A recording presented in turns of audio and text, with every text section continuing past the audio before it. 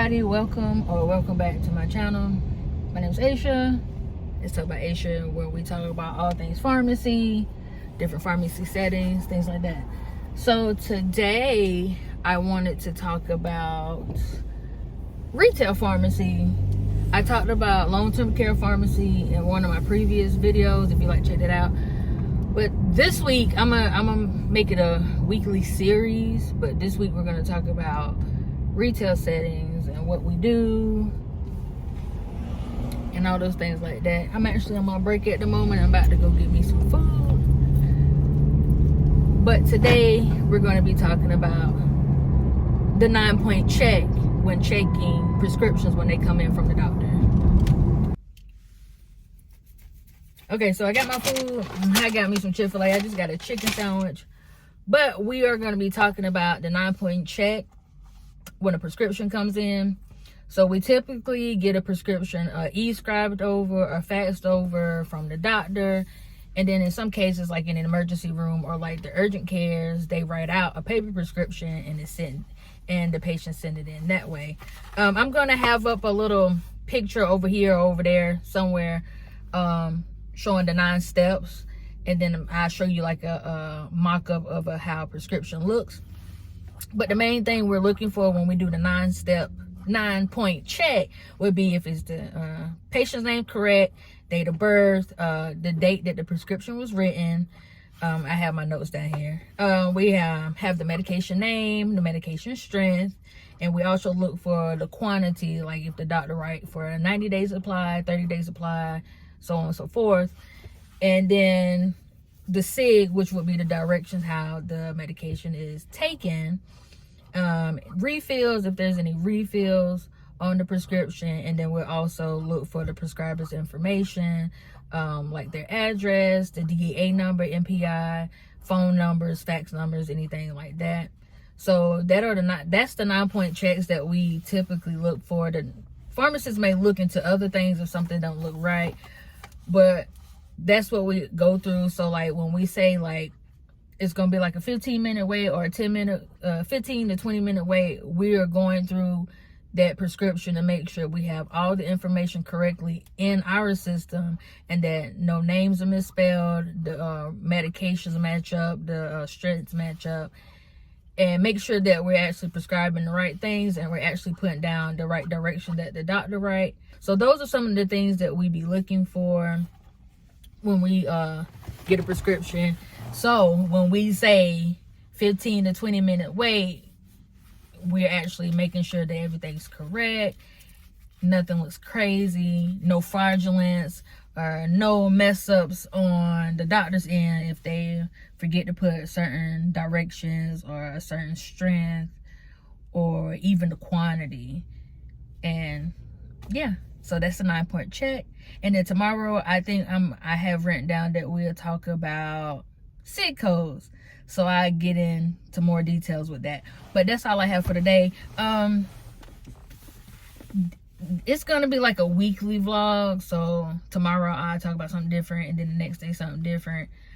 So you'll get the gist of what we typically do in the pharmacy, and not just count pills and put them in a bottle. But yeah, I'll see y'all tomorrow. Good morning, guys. Today is Wednesday, January 31st.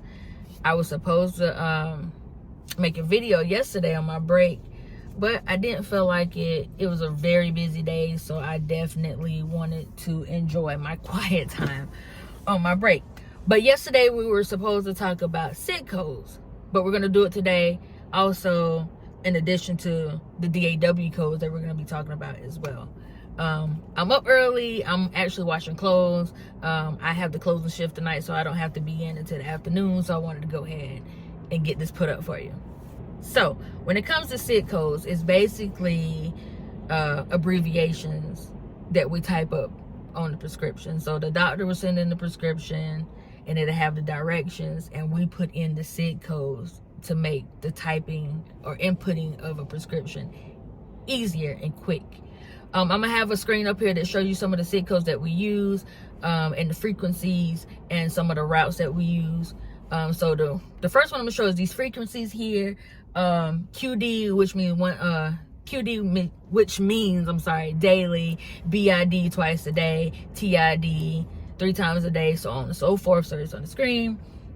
And then some of the routes is the eyes, the ears, injections and things like subcutaneous, which would be into the skin. We put SQ, or intramuscular, we'll put IM. I think for the eyes is OS, US. It's on the screen. You'll see it right there. I can't think of it off the top of my head. It comes to me as I'm seeing the prescriptions. So, and I'm also give a description. I'm gonna have it typed up while I'm talking about it. So I'll get in a prescription that says, the direction says take 1 tablet once daily. So what I would do on my screen is put 1 QD, which the system will generate it and has, and it'll say take 1 tablet once daily.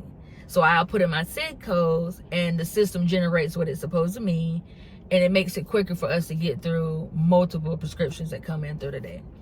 Just prime example, like with Ozempic, I know the directions is inject 1 milligram subcutaneously once weekly. So on my side of the screen, I will put 1 mg, and mg is for milligrams, 1 mg SQ QW. So it all would say inject 1 milligram subcutaneously once weekly, I mean. So it makes it easier for us to get everything typed in quickly, as I said, because we have about 100 or so prescriptions coming in on a daily basis, refills, new prescriptions, people coming from the ERs and everything like that. And so with that SID code, it actually helps us to, again, type them up quickly, because I think, if I'm not mistaken, I will ask my pharmacist, we do have at least, I think we have a minute to type up 1 prescription. So each prescription, we have a minute to do our 9-point check, put in our SID codes, go back through everything twice and make sure that we have everything correct, no errors, no spelling errors or anything like that. Now, in some cases, in some prescriptions, it depends on how the doctor write it, we would have to freeform it and just basically type up what the doctor says. Now, sometimes they're writing paragraphs, and sometimes we cannot fit every single thing that the doctor says on those prescriptions, because the label on the bottle is not that big. So we'll try to get the important parts of the prescription, basically what the doctor goes over with you in the doctor's office. We try to put it as much as we can on that prescription bottle, so you'll know. And also, when you come pick up, the pharmacist will do consultations, so you'll understand what you need to be doing and how to take your medications. So that's all I got for the SID codes. Let's talk about the DAW codes. So for DAW codes, DAW stands for dispense as written. So it'll be, I think on most of the prescriptions that we get in, DAW codes are at the bottom. And so the physicians or the doctors are the ones that tell us what DAW codes to use. We normally don't touch on the DAW codes. Some things are normally just the same DAW for everyone, unless it's something different, a different type of medication that doesn't have a generic, or it only comes in a brand, or something like that. So there are 9 DAW codes. I have them written down right here so I won't forget. It starts from 0 to 9, well, 10, counting to 0. So DAW 0 will be generic, is being dispensed, which is the typical DAW that we use, because in the pharmacy we basically have generic drugs. We may order brand drugs depending on if that's what the doctor wrote for, or if that's what the insurance will cover. Okay, and DAW1 means physician requested brand. So if they requested brand, we'll go ahead and order that if we don't have it. So we'll put that DAW code 1 onto the input screen of when we're typing up the prescription, if it's not in there already, because the system normally generates everything that's on the I can't get my words that's on the prescription is already generated up. But that's why we go back and do our 9-point check and make sure everything's correct and as the doctor written it. DAW code 2, patient requested brand. Some patients have came in and requested brand because it works better with their body, and the generic just doesn't work as it should. So sometimes patients do request brand. DAW3, the pharmacist requested brand. on their end they'll see something that's right, or there's like an interaction with another medication or something like that, so they can change it on their end to DAW3. DAW4 is generic, not in stock. And I haven't had any issues with that. We normally have every generic in that we need to have in, so I barely use that one. DAW5 is brand, dispense, but priced as generic. I've never seen that much. DAW6 is an override. DAW7 is brand, mandated by law. I think I've only seen that one time. I can't remember what the medication was, but I think I've came across it one time and one time only. DAW8 is generic, not available. So some medications are only brand only. They have no generic or anything like that. Sometimes I can't really tell you about it. Some do have generic, some don't. Like whatever the name is, that's what the name is, and that's what you get. And DAW9 is other. That can deal with sometimes I've put in DAW9, it happens with insurance. Like if insurance isn't covering a certain brand or a certain generic, I'll go ahead and put that DAW9 in there, and then I type in my notes about insurance doesn't cover generic or insurance doesn't cover brand, anything like that. So yeah, so I never really have to change those DAW codes from what the doctor has written it for.